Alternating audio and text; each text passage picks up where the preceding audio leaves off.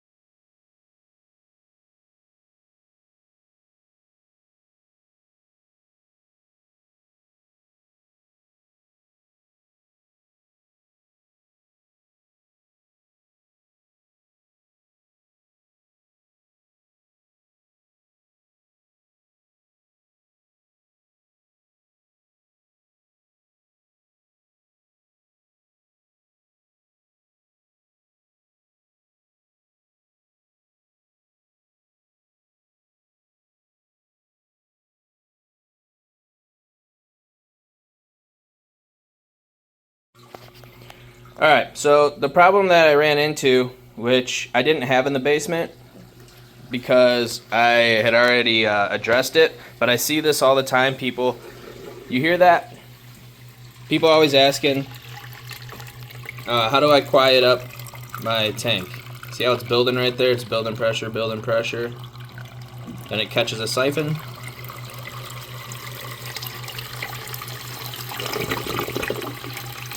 And then it all drains at once. Then it builds, and it just does that all day long. Builds up. It's noisy. See when it's full? See how quiet? And then now it makes a noise. Which also messes with your sump, because down here is where you want your auto top off to be if you have one. Look what's happening to the level here.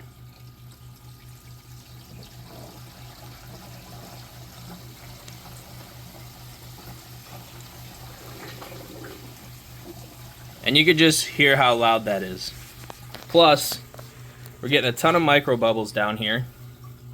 See, so now the top tank's filling up to catch a siphon. Now it's catching the siphon. And then boom. All empties out at once. It's noisy. You get a ton of micro bubbles, which pop at the surface. And then you'll get a ton of salt creep and water and stuff that you don't want. So, like I said, I do see it all the time. I'm going to turn the return pump off. Which, by the way, I still got to get my Apex and everything hooked back up to this. I do have one. I'm going to have a auto top off right here. The Apex will be on top of it. And then I do have a reactor, which I'll get more on that later on. Because I think I was just sitting here and I was like, you know what? I do stuff on tanks every day. I might as well get the footage for you guys. So, actually, let me get my tripod. I'll be right back. All right. So, you could do, I'm sure there's other ways too, but the most common 2 ways to do it, ball valve. So this is a ball valve. You could tell why it's called a ball valve because it has a ball in there. And when you twist it, it restricts flow or has flow wide open. We're wanting to restrict some flow so that way we can find out where the sweet spot is. So that way there's a constant siphon in this overflow. You can also use a gate valve. And all that is it's basically the same concept, except for instead of there being a ball turning in there, there's a gate that goes up and down, and you can get a lot more precise. So gate valves are really good. You see them on skimmers and stuff because you can get down to a really fine tuning with those. This one does a good job, and I would say ball valves are good for overflows because you don't need to be as precise as you do like in a skimmer because a skimmer will overflow and stuff. This you just want to get to where it keeps a good siphon. So we're going to be adding this onto the tank and I'm going to show you guys how. Alright, so this is as simple as it gets. If you want to, you can glue your ball valve in if you want to. I don't, because if it is going to leak, which I put it in there pretty tight, and it's not pressurized water per se. I mean, I guess once you slow down the water that's coming from the top to the bottom, there's probably slight pressure in there, but nothing like this one. This is the return, so there's pressure built up in this from the pump all the time, pushing it up. Through here, there's not very much. So I don't glue these down. I glue everything else though. So like this is glued right here, that's glued, because if that leaks, you know, that could come drip down on the side of the tank. If this leaks, I mean, I guess that would drip in the tank too. But if it leaks from right here, the only place for it to drip is down. And if that happens, I'm okay with it because that's just my way of reefing. And I don't mind if it drips from there. If you want to glue it down, absolutely, by all means, go ahead. You will guarantee that there's no leak. But if this leaks from there, I mean, it really doesn't mess with anything. So all I do, pretty simple. I'll take this out. Still got a little water runoff. And then you just put this on. It's really that simple.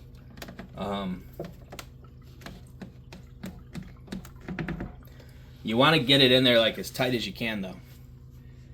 So now, okay.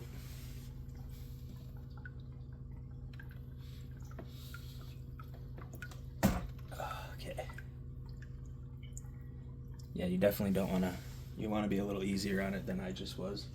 Let me grab a napkin. Well, I didn't want to get out the channel locks, but I guess now I'm going to have to because I think I loosened my nut up here, which is common to do when you're making adjustments on your tank and stuff. So let me go get those real quick and I'll be right back. All right, guys, leaks are stopped. Somehow I managed to tick off both of those. So it's always good to have a good pair of channel locks. Yes, mine are rusty because I use them with saltwater tanks a lot. Heck, everything I got that's metal that I use for these tanks. So yeah, so there we go. Now I'm actually a little scared to do the tuning too because who knows, it might start leaking again. But for right now, I gave them like literally, I don't know, a ½ inch turn, not even, and they both stopped. I actually had to end up going in the top of the tank and taking the piping out, and it was not fun. But anyway, here we go. I'm gonna turn the return back on, and we're gonna get this thing tuned up and nice and quiet. There we go. Yes, I use J-Bow because it does the same exact job as any other pump. I know people have had nothing but problems with them, and people like me that I've never had a problem with the Jabo. In fact, this one right here I think is 5 years old, 4 years old, and I don't even think I've cleaned it. Yeah, no, because that's been in my basement, and it was running down there. It was running on 100% too. Up here, I only have it at 30. So water's going down now. Uh-oh. I think is this water that was already there? I don't know.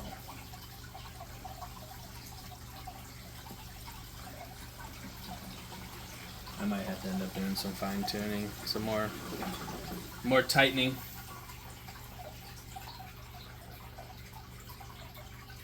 Okay.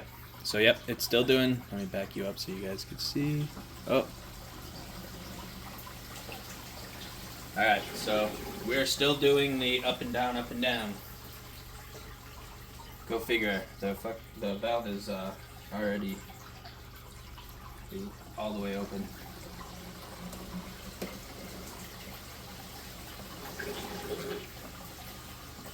So what you'll want to do is give it like a quarter turn. Something like that. Wait for it to start its siphon. Okay, that might be a little too much because now the sump is running dry. So sump's running dry, open a little more.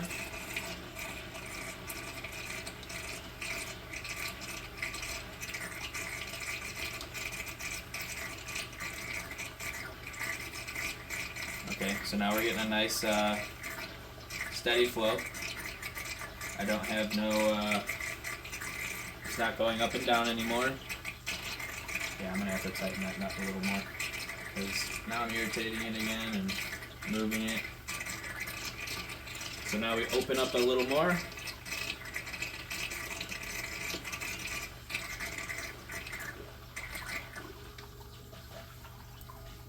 Alright. Sump is quiet. Oh, the noise you guys are hearing is I have the return pumps out of the water a little bit. Hold on.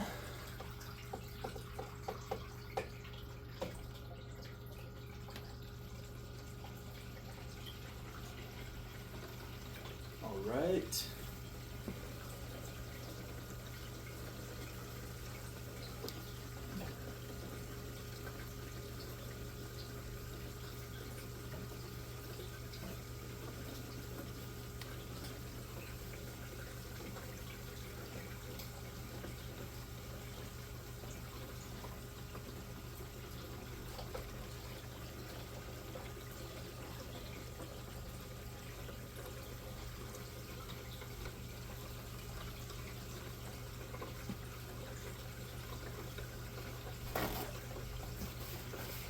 Oh, now I realize I gotta clean my overflow.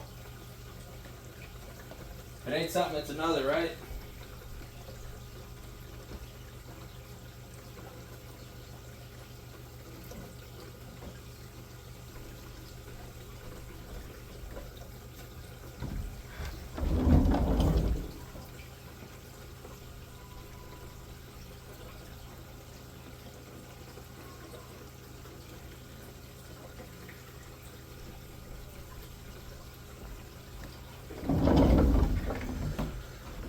Okay, let me see if cleaning this will, because now it's noisy up here. I don't want that.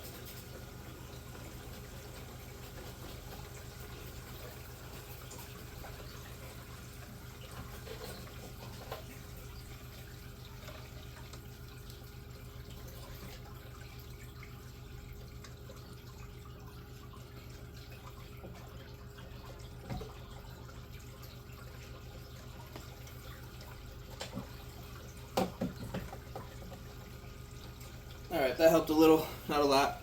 I'll have to fine tune that. But, you guys get the picture. So, I'll get you out of the tank light. Oops.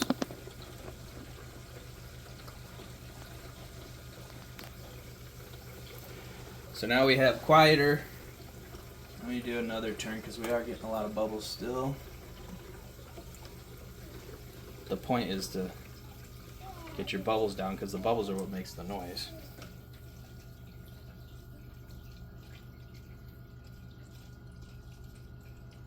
There we go. That stopped the bubbles. So what you do is you just keep fine-tuning it until you get it to where there's a constant siphon.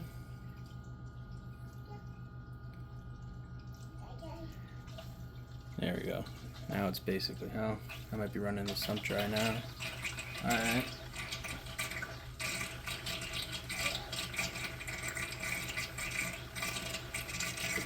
So this is where a gate valve would come in pretty handy, because turning these ball valves is a little hard.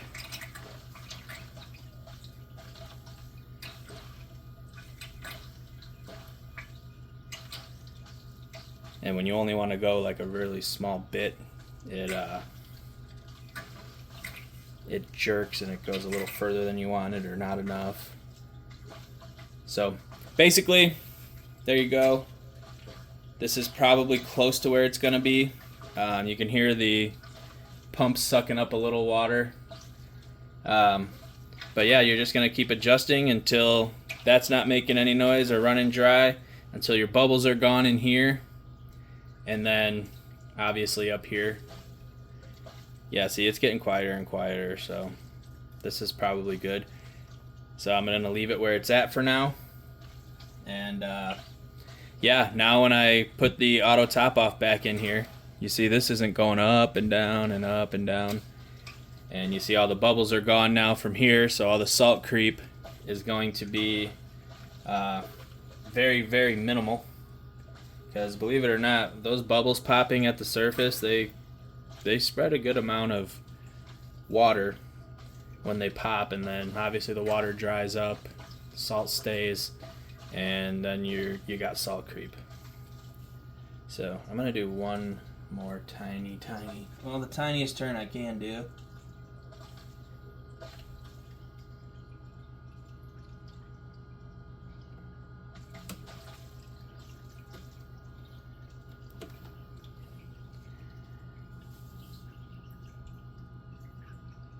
And there you go.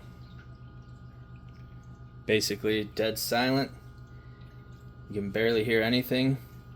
And that's what you want. Nice quiet tank. No bubbles in here. And yeah. That is how you solve that problem. So if you guys enjoy watching videos, like problem solving videos like this, you know, give this video a like. Subscribe if you're not subscribed. Yeah, like I said in the beginning of the video, I do something on a tank every day. I had tank yesterday. I got a tank to do for a customer today. If you guys want to see like stuff like that too, let me know. I'll post stuff like that. In fact, the guy that I'm going to do is a buddy of mine, and he watches the channel, and he actually said, hey, let's clean this little spot out and let's make a video out of it. So if that's something you guys want to see, I'll videotape it. And he's doing a 120. He just got it. He's had it filled up, but the sump's not plumbed yet. So tonight we're getting the sump plumbed up. But yeah, I'm always doing something like this, and I know a lot of tricks. I don't know everything, but I do know a lot. And stuff like this, super easy fix. I mean, minus me screwing up my seals, and now I gotta go in there and mess with that. But yeah, anyway, thank you guys for watching. Again, subscribe. Makes me want to make these videos even more, and I will make them. I'll make one pretty much every day if the views are there and the subscribers are there. So you guys all have a good day, and as always, happy reefing.